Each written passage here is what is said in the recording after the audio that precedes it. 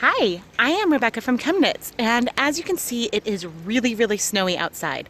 So I thought that we would do some snow dyeing. Unlike some of my last snow dyeing videos, this is wet, heavy snowman building snow. So you can see I've been able to really stack up my bucket. Today we are going to dye 100 grams of Stroll fingering weight yarn with our snow. I am arranging the yarn onto this cookie cooling rack and spreading out the fibers somewhat randomly, but spreading them out as much as possible to allow the yarn to have access to the snow and the food coloring as it melts. I pre-soaked the yarn in plain tap water with no extra vinegar. So until I ran outside and grabbed the wet, heavy snow and then went into my kitchen to grab food coloring, I forgot what it was I had wanted to do with another snow dyeing experiment.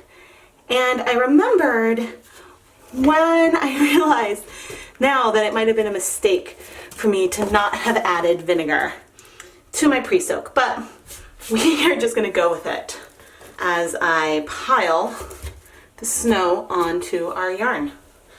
I've done a lot of variations with my snow dyeing. I have used Kool-Aid, food coloring on all different fiber types, blanks, all different things. You can see how dense the snow is today.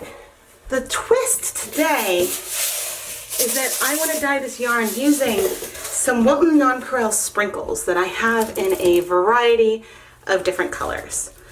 I think that this could potentially either flop and we might not get much color on our yarn at all, or it could be extra cool and we could see some really interesting depths and changes of color around the yarn. I'm now trying to pack the snow over the sides to give us a shot of getting color throughout all the yarn.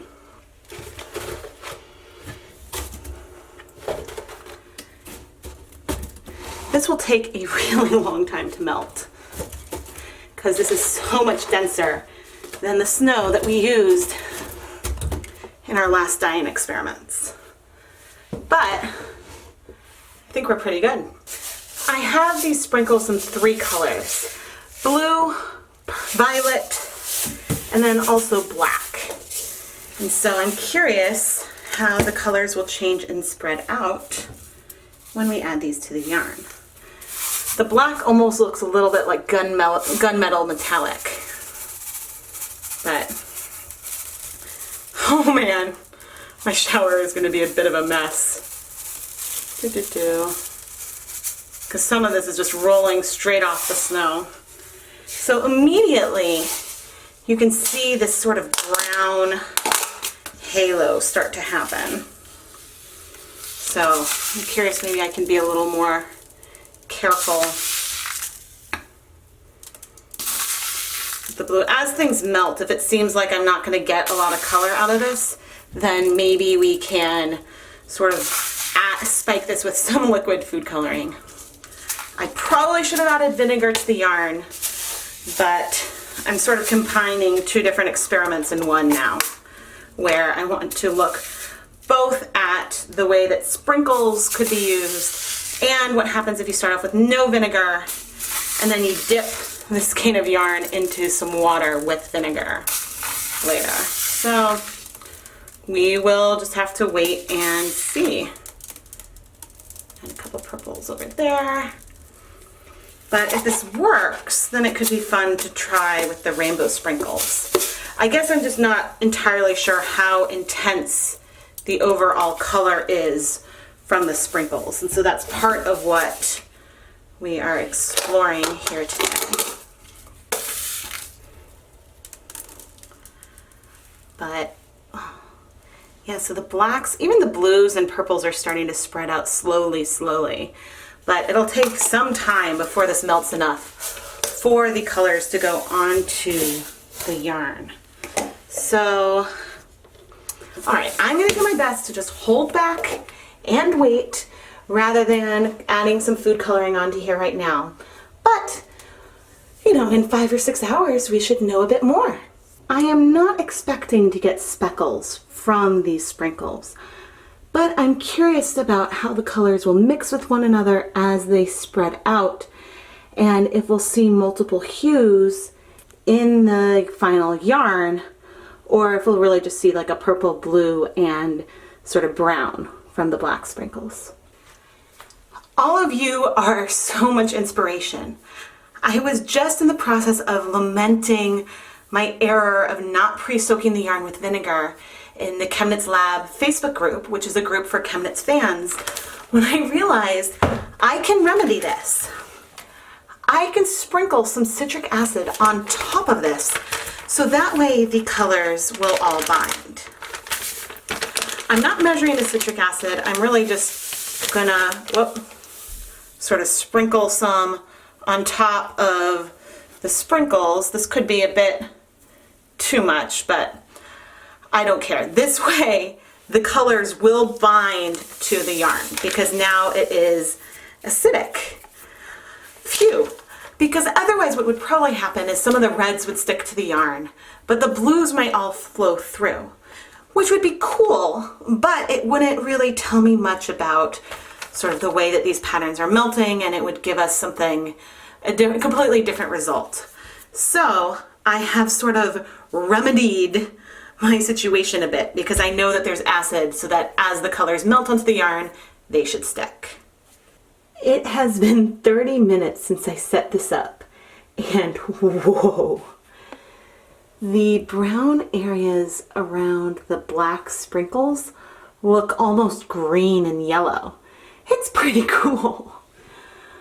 The blue is, you know, not too much to really chat about, but I see all kinds of breaking and stuff going on around the purple. At the very least, I see blue and purple and pink shades through the snow. So I think that that is really, really cool. But also notice the extreme amount of pitting that is going on. Like, we've got some caves. That's in part from the way I added all of these snowballs to the yarn, but it's also just probably from the citric acid, the way that the snow is melting. And so I can't wait until I can start getting some glimpses of the yarn below. After an hour and a half of melting, the yarn is even more pitted. It looks almost like I took a pencil and stuck some holes deep in the snow, which is really, really cool. In some cases, I think I can see all the way through to the basin below. The black sprinkles bring the most color, and surprisingly, it is looking more and more yellow. So I am really intrigued with how this is going to turn out. The purple sprinkles, the snow had looked blue before, but now it's starting to look more and more pink. So I am curious about how these colors are really dripping through when we get to the bottom. If I sit on the side, I can see a tiny bit of yarn sort of sitting on the bottom, and I see a little bit of bright blue in it. I am really, really curious to see more about the colors. But we also can see that there is a lot of the dark sort of black color in the snow immediately above the yarn. It is also hard for you to see, but I can sort of see into the waste water collection beneath the snow, and most of that right now is pretty colorless as well. So I'm looking forward to seeing what we get. 6 hours after we added our sprinkles and the snow is all gone.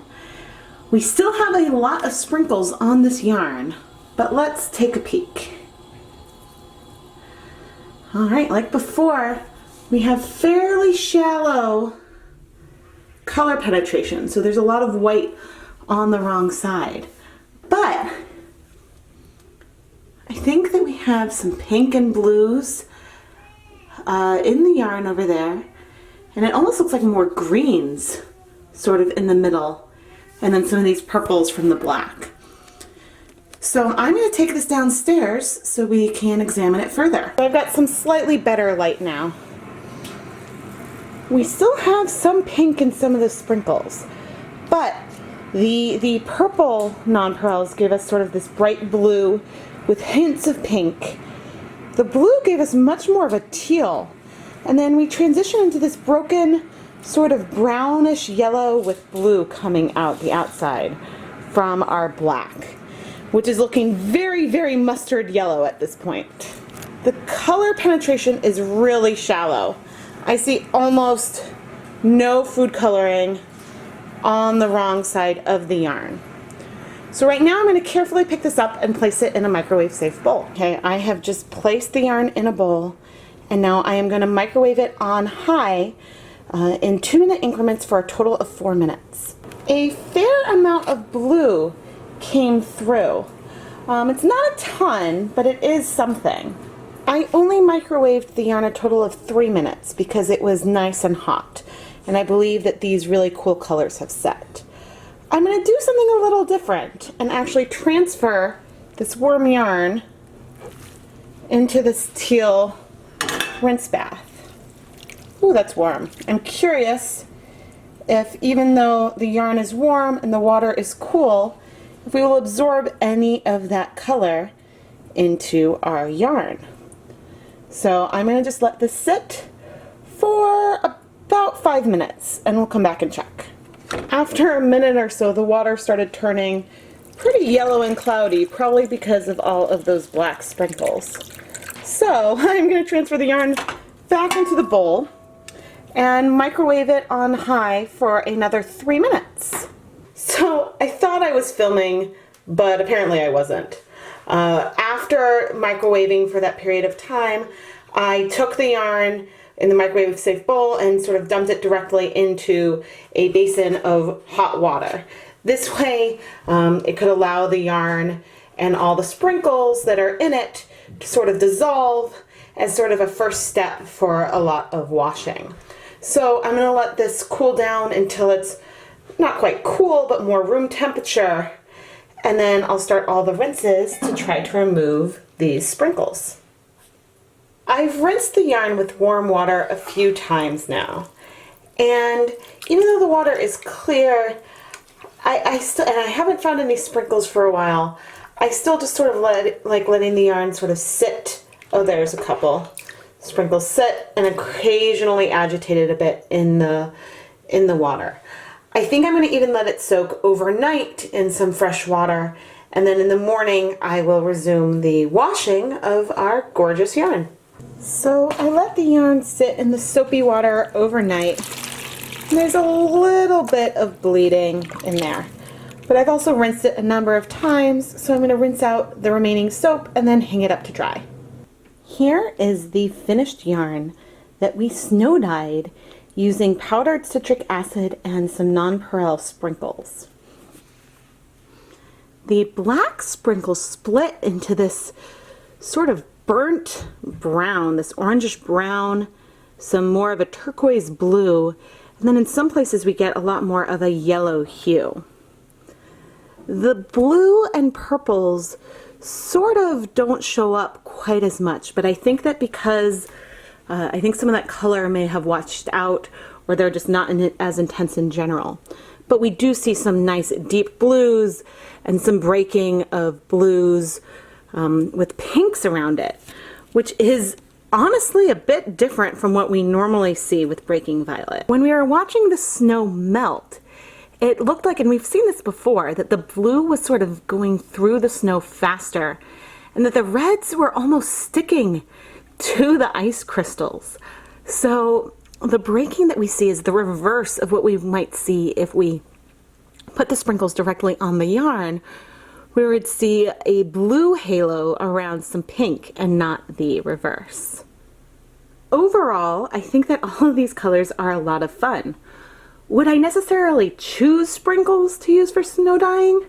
Not necessarily, but I think that it could be a fun way to use these sprinkles in conjunction with food coloring and Kool-Aid to add a little more variety to the colors that you get, especially since you end up with these discrete patches of color. You might be able to get more shades of color over the entire yarn. I wonder what would happen if we used the rainbow nonpareil sprinkles in snow dyeing. The background of this yarn is not really white. It's sort of more of a beige than the bare yarn. And I think that this is because that when I tried to sort of absorb some of that teal that was in the runoff, I ended up releasing a lot of the yellow that was left over from the black sprinkles, and so that absorbed a bit all over the yarn. I do think that for the brightness of the sprinkles, we have a colorway that is oddly neutral, but I think it could turn into something really, really pretty. I am Rebecca from ChemKnits, and thank you so much for watching this really fun snow dyeing experiment, where we dyed the yarn with sprinkles and citric acid that we sprinkled on top of the snow. If you enjoyed this video, please subscribe to the ChemKnits Tutorials YouTube channel and give this video a like. I really appreciate all of your feedback, and I hope that I have inspired you to try some of these techniques on your own. Thanks for watching!